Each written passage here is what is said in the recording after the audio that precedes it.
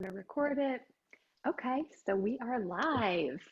Hi, I'm April O'Leary, founder of O'Leary Publishing, and I'm super excited to have Dr. Brenda Lyon with me for another episode of the I'm Booked podcast. Dr. Brenda Lyon is one of our newest authors. She wrote a book called Haven't You Suffered Enough? And that's true, right? We've all suffered enough. And so her book is clinically proven methods to reduce. Now I'm drawing a blank. Tell me your subtitle. Basically can say to conquer stress. To conquer stress. I was going to say minimize. I don't know why I always lose that word conquer in my brain. Anyhow, so I'm going to read her bio Okay. here quickly for you because it's very impressive and you are going to love to hear what she has to say. So she's a clinical nurse specialist. She's a professor emerita at the Indiana University School of Nursing. And during her 34-year career in private practice, she worked with patients, guiding them through stress and stress-related physical illness. Not that anyone has stress today, right, Dr. Brenda? Right. So she's conducted, this is impressive here, listen, over 350 stress reduction workshops nationwide and has authored numerous award-winning publications on conquering stress. And she's a fellow in both the American Academy of Nursing and the Interdisciplinary National Academy of Practice. Now that is a mouthful. Welcome, Dr. Brenda. Glad to have you here. So thank you. So glad to be here. So Dr. Brenda came through a mutual friend, our friend Jessica Jones, who's an editor par excellence. And she said she would be a great author here for us at O'Leary Publishing. And so tell me a bit about your process working with Jessica, editing and putting together just a beautiful manuscript. Well, I had lots before I wrote this book. I had quite a bit of experience publishing in the academic world, which is very different than the non-academic. Very different. Yes. And so I had multiple manuscripts that I worked on for the book, and I knew I needed an editor to help me. So I went online searching for possible editors, and honestly, this is a God thing. Somehow I ran across, and I can't even tell you how I did, Jessica Jones. And I called Jessica. Well, first of all, I didn't call her. I emailed her and told her about the book and that I would like to talk with her. So anyway, we just hit it off right away. And I sent her my draft manuscript and she read it and she said, absolutely, I want to work with you. So Jessica and I worked together probably for, I was off and on for probably 10 months, really, to get the manuscript in shape. And she is absolutely amazing. And I would I would highly, highly recommend her. So then Jessica, who's had a little bit of experience being an agent, and I really thought I needed an agent to pitch the book to publishers, non-academic publishers. And so Jessica agreed to help me with that. So she did that. And there was, I didn't know that, like I said, I didn't have experience in the non-academic world. And I absolutely had no idea that publishers, multiple different publishers, have coalesced into a very small group of very large publishers. And to get their attention is pretty difficult. I mean, even with Jessica's background. So one day she called me and she said, well, I have good news and I have bad news. And I don't remember which publisher it was. Am I part of the good news or the bad news? That was part of the good news. The part of the good news was whatever editor she sent this to read the book and loved it, but it didn't fit into their genre, their focus for this next year. So they declined. And so, I mean, I really didn't know what I was going to do. And frankly, I'd looked into self-publishing and read horror stories about people's experiences with that. And so I wasn't inclined to go that direction. And then one day, and I'll never forget this, I was in my bathroom fixing my hair, and Jessica calls and said, Brenda, I've got great news. I think I have a publisher for you.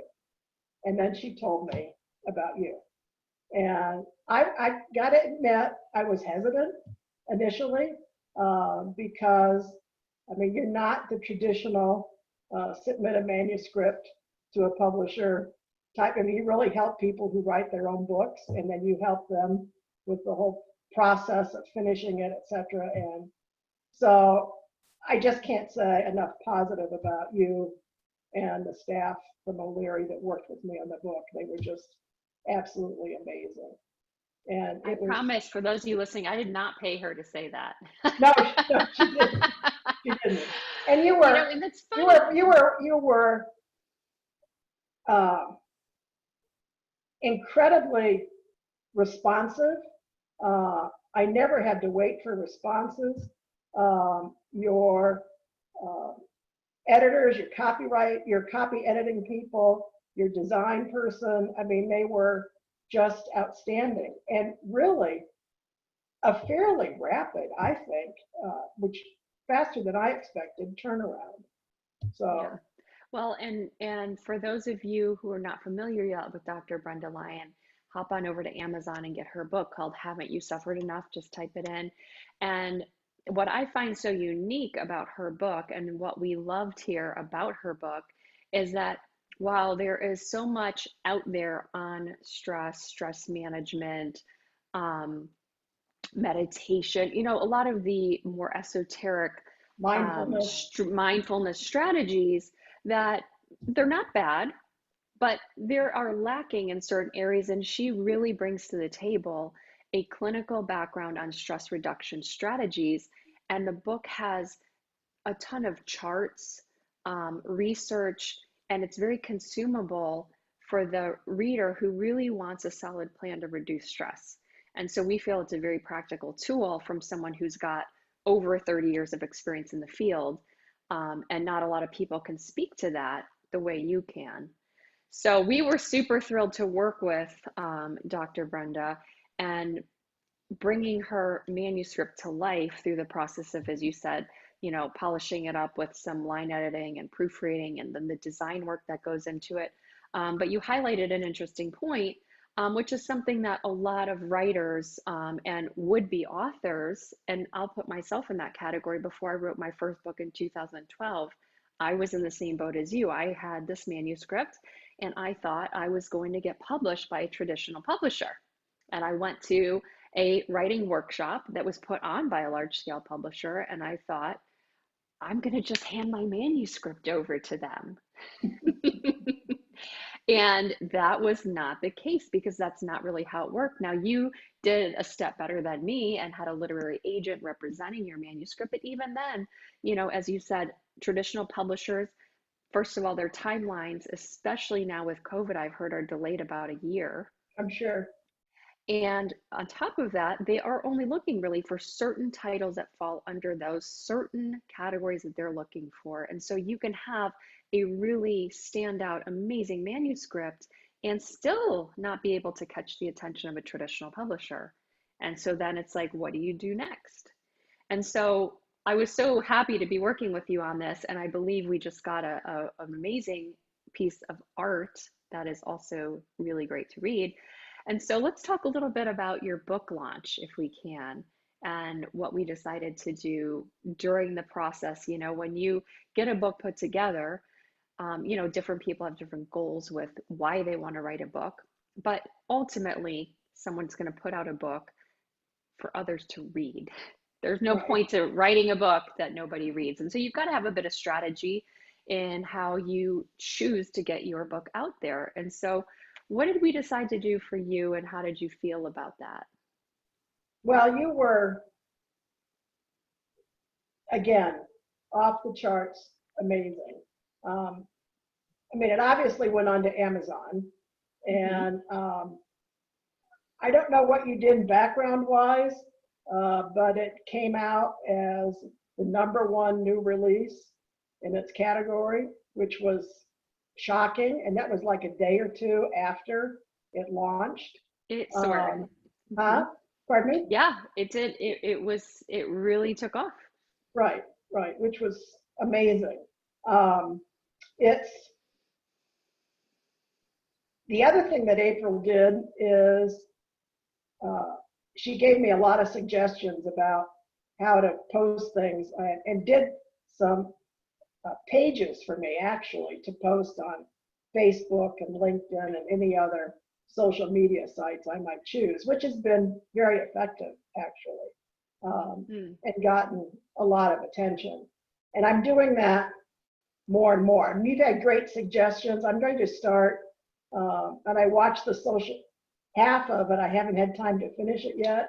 The social media expert, the Yeah, Alyssa. So yeah, she's our Alyssa. social media guru here at O'Leary Publishing. And one of the things I would say that, for authors who have an expertise, like you have an expertise in stress management, and, authors come and they bring their own experience and their own expertise to the table, and trying to get all of that expertise written into a manuscript and published is one skill set that is um, really great. It's exciting to do, but it's almost like once you get that book done, you have to take off that hat and put on the marketing hat and learn a whole new skill set of how am I going to start marketing my book. And I think there's a myth that even in, let's just say, for example, you were able to get a traditional publishing deal, that they're going to somehow magically market your book and make it widely Right. successful. But the truth is, even large scale publishers really rely on the author to get the word out about their book. No, it doesn't surprise me. Yes, right. It does So not that, surprise and me. that's a little bit of a shocker for people to hear when they start researching the landscape of the publishing industry, because uh, if you can get a traditional publishing deal, that's excellent. There are benefits to that. They can offer distribution and sales that a hybrid publisher doesn't have access to. However, the majority of books really are bought off Amazon. As much as we will have that, love-hate Right, relationship with Amazon, I mean, I probably buy at least one book a week or more off Amazon. right, right. So that's available. And traditional publishers, really do rely on the network that the author has already built and brought to the table. So I would say that had Jessica said, well, my client, Dr. Brenda Lyon, has a Facebook following of 100,000 people, and here's her manuscript, they might have had a different thought They about could that. have.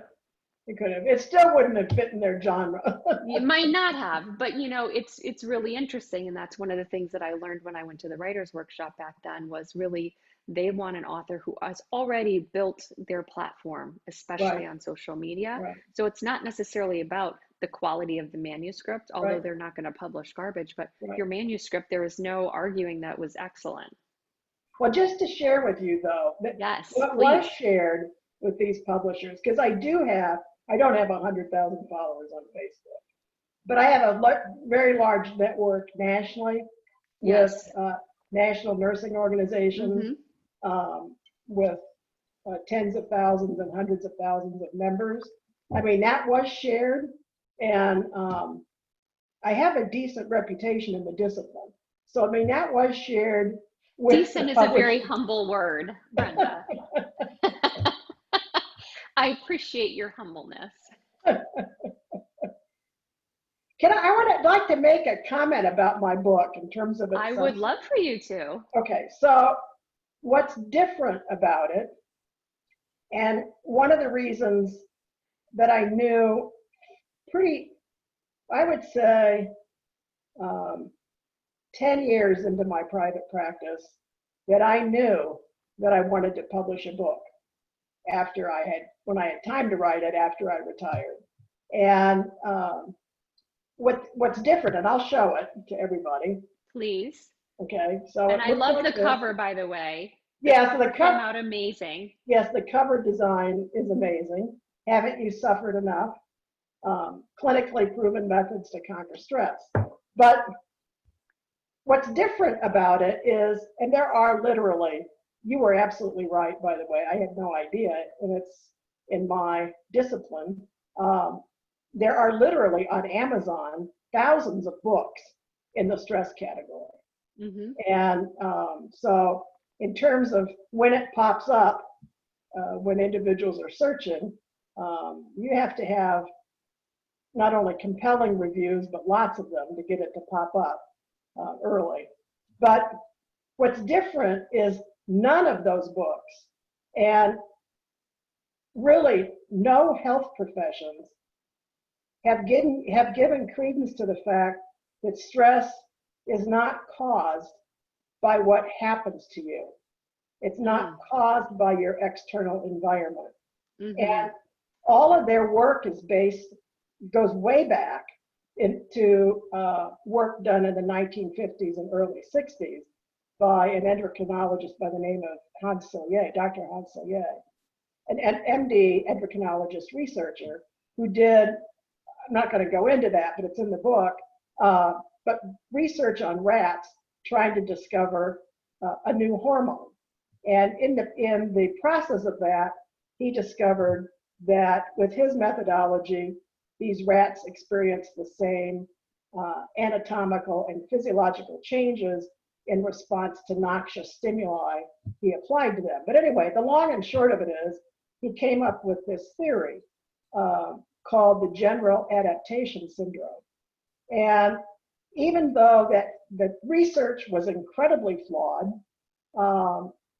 and he absolutely, because he was doing his research with rats, couldn't account for anything psychological in terms of both the experience and the cause and the experience of stress. Stress was always assumed to be something that had to be managed and couldn't be prevented and eliminated. Mm. So that's why I had to write the book, because good research done in the 70s by Dr. Richard Lazarus did indeed demonstrate that stress can be both prevented and eliminated. And it's caused by your perception of the events that you experience.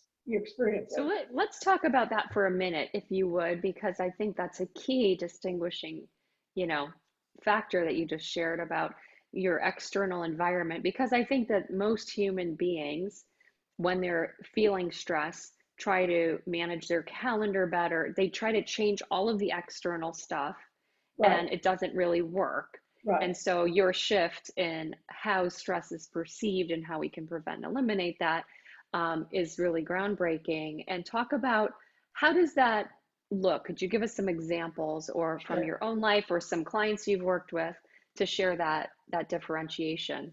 Right. Well, first of all, the theory that for which there are hundreds of studies confirming that it accurately, adequately explains and describes the experience of psychological stress in human beings, um, found that there are two conditions that are necessary for anybody to experience stress. And the first is that the demands that you experience are taxing or exceeding the resources you have available to comfortably deal with that situation.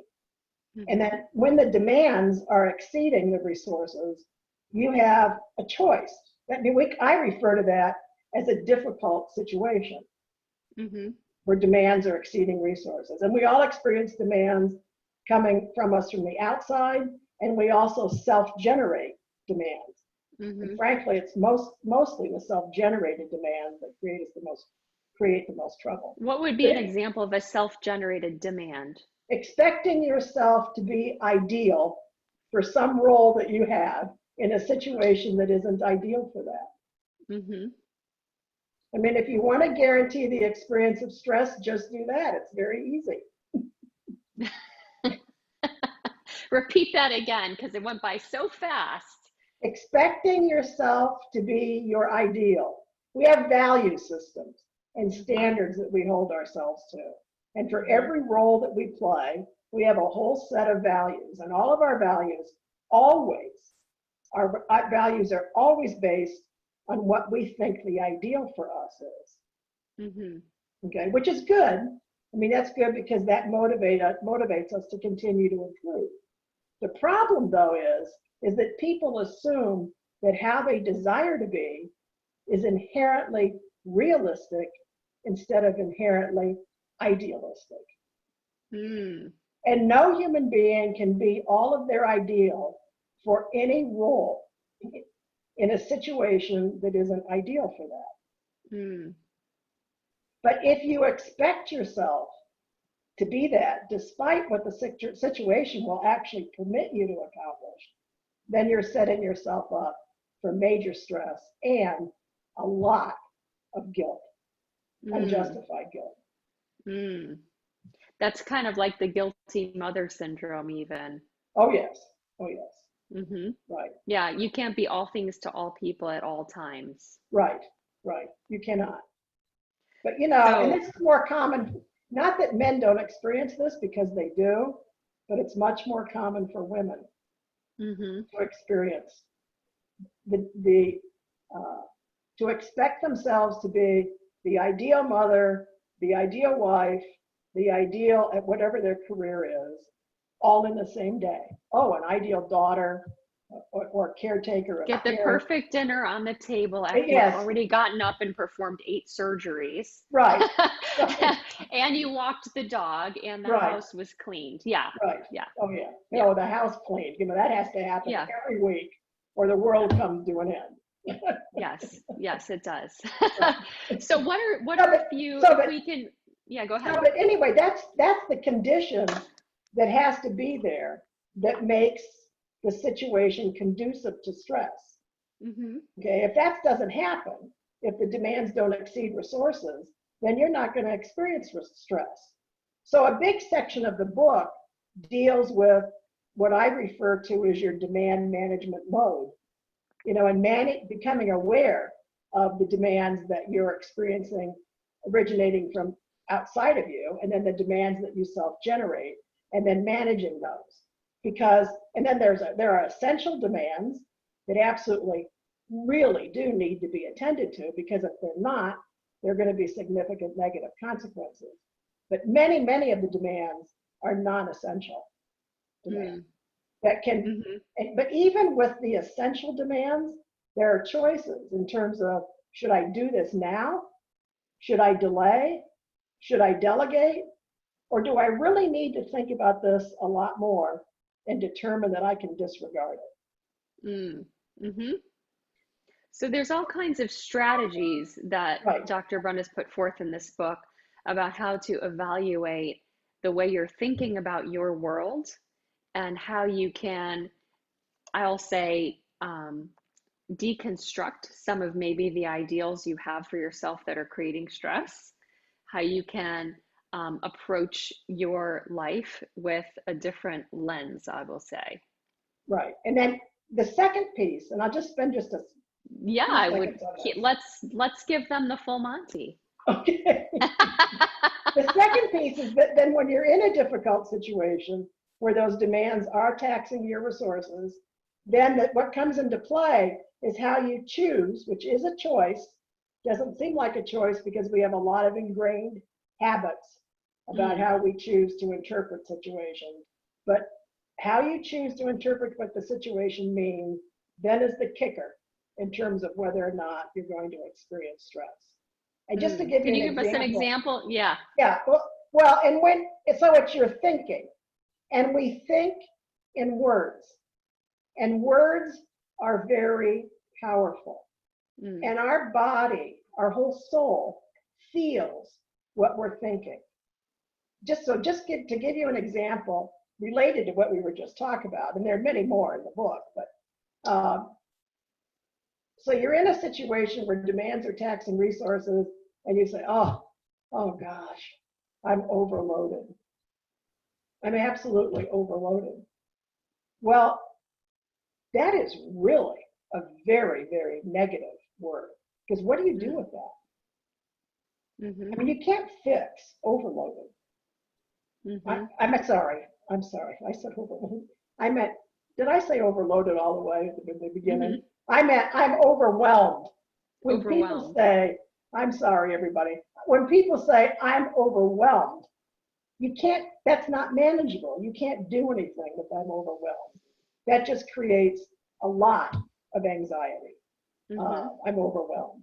But when you realize that you're saying that to yourself and you switch it to I'm not overwhelmed, I'm overloaded, Mm. which then triggers you to go into your demand management mode, which Hmm. could be involve reducing demands or it could be increasing resources. Hmm. And just one resource I want to spend just a couple seconds on that a lot of people really don't maximize the way it should be is that all of us as human beings have a basic need. There's a basic human need to recharge our batteries, a basic human need. But generally, time spent doing that is not viewed that way. It's Hmm. often viewed as I'm being selfish, I'm being inconsiderate. In a lot of there are a lot of negative interpretations. If you need to take time for yourself, hour, half a day, or a day to recharge, and those are all self-generated. And there's also can be guilt with doing that. Like, I should be doing something else. I should be Absolutely more productive. right. Absolutely, because Hmm. when you don't realize that it's a basic need, people frame that experience as I'm wasting time, Hmm. which does trigger guilt. Hmm. And then how do you fix guilt? You really end up not doing it. Mm. And the Yeah. interesting thing is, and we know this from research, you can't recharge your battery if you have a negative sense of self. Hmm. So if you choose to think, I'm wasting time reading this book or taking a bubble bath or playing a round of golf or whatever it is, if you choose to think that it's a waste of time, the irony is it really is a waste of time. Hmm. Maybe you're speaking to me today. Maybe this whole podcast was for me.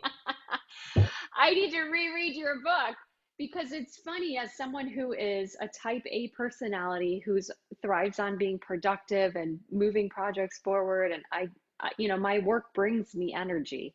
I'm not the person who gets drained from, Right, but so sometimes when you're doing something, even if you love that something, you can still get into a burnout mode or into a mode where you exactly. don't want to, go take a walk or ride a bike or watch a movie because you're like, oh, I could be doing something more productive. Well, and so you change how you language that in your thoughts. So you say Hmm. to yourself, I really need to let myself enjoy this. Otherwise, I really am wasting time. Yeah. Force yourself to enjoy that movie. Yes. No. So, Dr. Brenda, so good to have you on today. And, the insights you share about your book is just, it's like the tip of the iceberg. So, anyone who's listening right now, who's saying, oh my gosh, I have all these light bulbs going off, and my demands are way exceeding my resources right now. And maybe that's why I'm all stressed out or I have a lot of anxiety. And, in the world we live in right now that has a lot of uncertainties, a lot of new routines, a lot of adjustments being made. It can be easy to blame it on the externals, but it could be a chance to also look at how can you kind of create that balance that's healthier between Right, the demands and the right, right. resources. Do you And have any? and Yeah. learn because the stress emotions of anxiety, the chronic anger, unjustified guilt, frustration, each of those emotions have different thoughts that trigger them. So you can learn what kind of thought triggers those emotions and to learn how to have a different relationship with those thoughts. It's so interesting. I mean, it's a very, very interesting onion to start peeling when you Yes. start looking at all the various layers. And the thing I love most about your book is that it really does demystify. Stress, I think, can be labeled as just this almost gray area that just everybody's under stress, nothing you can do about it. We live in a stressful world. The phone's blowing up, my emails keep coming in, blah blah blah. There's no way I can escape, and we almost have this idea that it's impossible to live without stress, that Right. it's just the Well, modern age. but that's also what we've been told. We've been Hmm. told that it's not preventable. And so the way you manage it is you learn how to relax, you eat right, you use diversion, you use mindfulness. I mean, we're told about all these strategies which feel good while you're doing them, but none of them cure the stress. Hmm. I mean, it feels good while you're doing it, and it may last for a while. Now, if you're doing it to help you think clearly, to use the methods in the book, then that's Yeah. helpful. But if all you do is those strategies, you're going to end up with stress every time you turn around Yes. because it's not curative. Yes. And one thing too, and Dr. Brenda shares a little bit about this, and we don't have to go too much into it now, but Dr. Brenda, the thing too, that she's gone through a lot of the stress of in her own life. So she's not speaking from the top of the mountain as someone who's never had stress, and has just researched it. You've actually used these strategies in your own life journey to go through some pretty tough stuff without the corresponding stress that most people would attribute to those Absolutely. life Right, right, circumstances. right, right. So, for those of you who have not read the book yet, jump over to Amazon, Google Dr. Brenda Lyon, Lyon, and you'll see Haven't You Suffered Enough coming right up to the top. It's in the stress management category.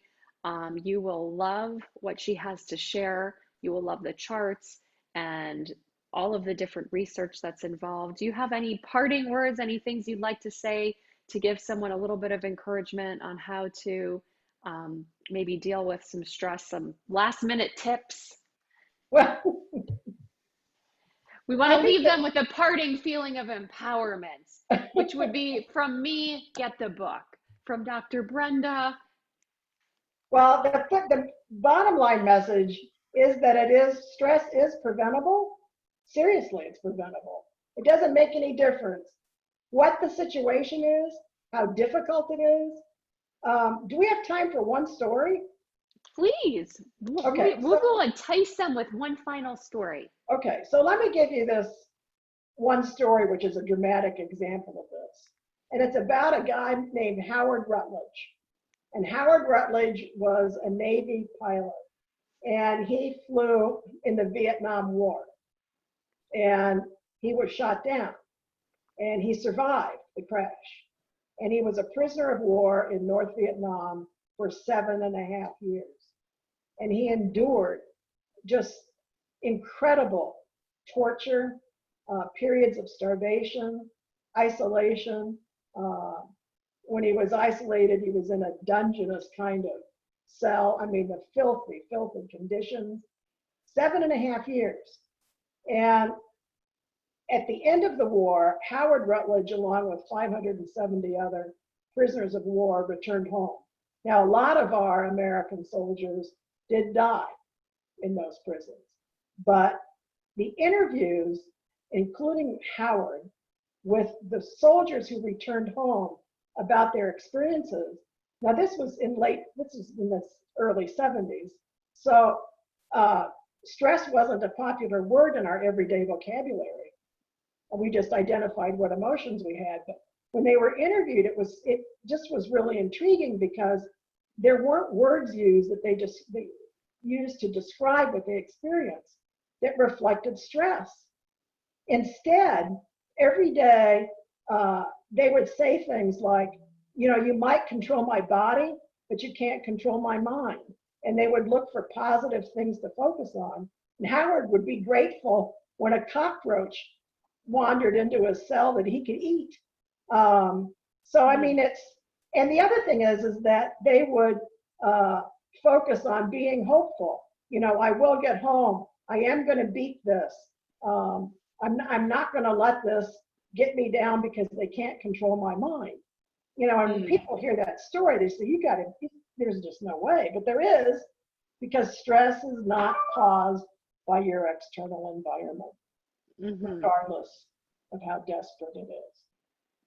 It's very much like a Viktor Frankl story too. Yes, yes. Yeah, because you're right. You have the choice on how you are going to think about your life. Right, Whether that's because there's plenty of stories of people that are suffering in way easier conditions who have food to eat every day, who have a roof over their head, who can pay their bills, and who are still saying, I'm so stressed out, I'm so stressed out, right, right. I'm depressed. And And a so great it's, quote by John Milton: you can make a heaven, you can make a hell out of heaven, or you can make a heaven out of hell. love it. Those are great parting words. So if you're living in what you perceive as a hell today of stress and anxiety and frustration, just know that Dr. Brenda is telling you that it is preventable. Stress is preventable. It is something that, with the tools that are in her book, Haven't You Suffered Enough? You don't have to suffer anymore. Right, right. So to find her book, go to Amazon, type Dr. Brenda Lyon, Haven't You Suffered Enough? Get your copy. Get a copy for a friend, because I'm sure you probably have a friend who would appreciate learning how to live a stress-free life as well. Thank you, Dr. Brenda, for your time today. I Thank you really so much, appreciate April. you, and it's been great working with you, and we will see you all on the next episode of Thank you iBook. so much. Best to everyone.